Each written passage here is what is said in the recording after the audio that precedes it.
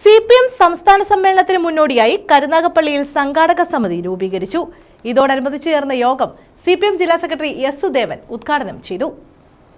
CPM സംസ്ഥാന സമ്മേളനത്തിന് മുന്നോടിയായാണ് കരുനാഗപ്പള്ളിയിൽ സംഘാടക സമിതി രൂപീകരിച്ചത്.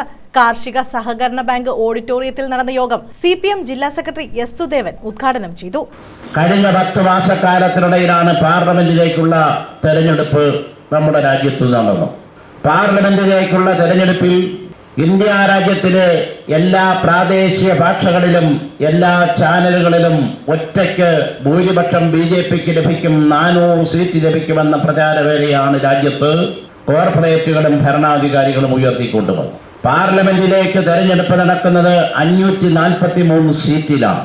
543 സീറ്റിലേക്കുള്ള തെരഞ്ഞെടുപ്പിന്റെ ഫലം ഒരു മാസക്കാലം കഴിഞ്ഞപ്പോൾ പുറത്തു വന്നു. പാർലമെന്റിൽ ഒറ്റയ്ക്ക് ഭൂരിപക്ഷം ലഭിക്കണമെങ്കിൽ 543ന്റെ പകുതി 272.